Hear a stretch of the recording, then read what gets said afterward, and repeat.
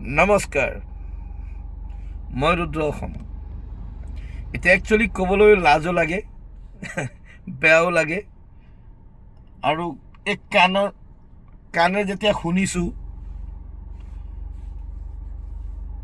আৰু প্ৰকাশ কৰিবলৈও বেয়া লাগে, মানে দুখ লাগে। মই সেইবাবে মানুহক ৰাক্ষস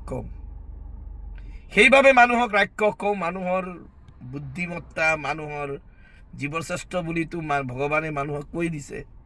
কিন্তু এই জীৱশ্ৰেষ্ঠ মান্যতাই মানুহে নিজকে বাস্তৱত ধ্বংসৰ দিশলৈ গতি কৰাইছে, গম পাইছে। এতিয়া সামাজিক মাধ্যমত খুব ট্ৰেণ্ডত চলি আছে। আপোনালোকে সকলো জ্ঞাত। ক'ৰবাত হেনো শাহুৱেকক জোঁৱায়েকে পলুৱাই লৈ গ'ল। শাহু অৰ্থাৎ মা, অৰ্ধাংগিনীৰ মা, মানে আপোনাৰো মা।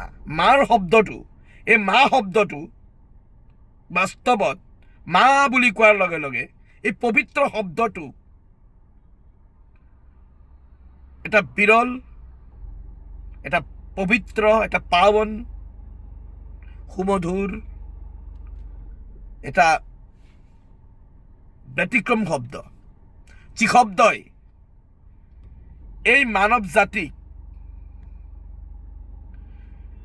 বাস্তৱত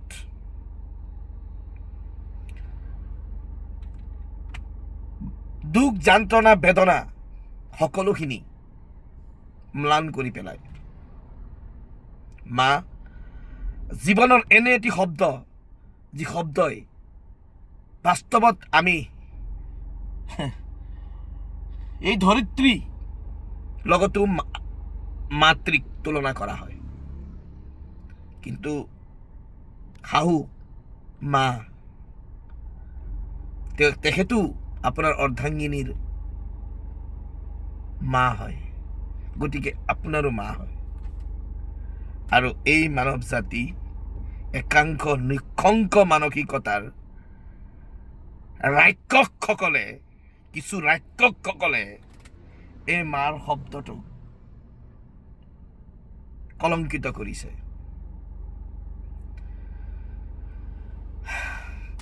এইটো কেৱল সমাজৰ কলংক মাত্ৰ নহয়,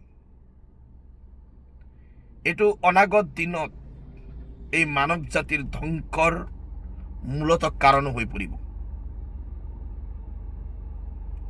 এনে লোকসকলক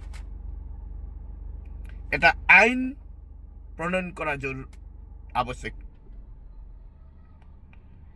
মাৰ ওপৰত নৃশংস মানসিকতা থকা আৰু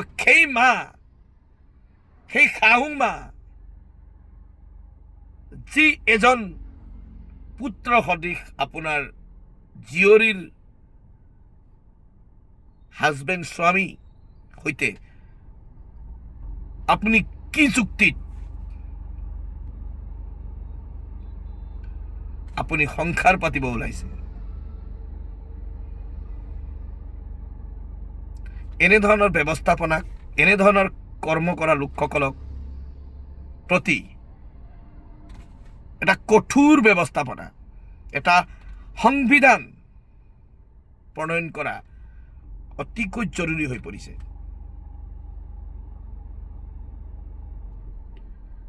কাৰণ এটা হাতেৰে তাল নাবাজে, তাল বাজিব দুটা হাতৰ লগাই, দুটা হাতেৰে বজালেহে তালটো বাজিব। কোনো ভাষা নাই, কোনো শব্দ নাই। মই এই কথাটো আপোনালোকৰ মাজত উপস্থাপন কৰি এই ভিডিঅ' বনোৱাৰ, আমি বিভিন্ন সময়ত দেখা পাইছোঁ, বিভিন্ন তেনেধৰণৰ প্ৰেমৰ লীলা খেলা আমি দেখা পাইছোঁ সামাজিক মাধ্যমত। বহুজনে বহুতৰ জীৱন শেষ কৰিছে, ধ্বংস কৰিছে, আমি দেখা পাইছোঁ। কিন্তু এই যে মাতৃৰ প্ৰেম, কাৰণ শাহু মাও মা হয় মোৰ দৃষ্টিভংগীত, আপোনাৰ দৃষ্টিভংগীতো হয়, আমাৰ সকলোৰে দৃষ্টিভংগী হয়। যিসকলৰ ইয়াত মালটো আছে সেইসকলৰ, যাৰ মাল নাই সেইটো তেনে কাণ্ড কৰিছে বুলিও আমি এৰাই চলিলে নহ'ব। এইসকল ব্যক্তিক আমি এটা আইন প্ৰণয়ন কৰাৰ বাবে চৰকাৰক আমি অৱগত কৰিব লাগিব, আৰু এই আইন আমি সকলোৱে মিলি প্ৰণয়ন কৰাৰ ক্ষেত্ৰত আমি আগবাঢ়িব লাগিব। তেতিয়াহে এনেধৰণৰ কাৰুকাণ্ডখিনি শুধৰণি হ'ব যেন অনুভৱ হয়। ধন্যবাদ। জয় আই অসম।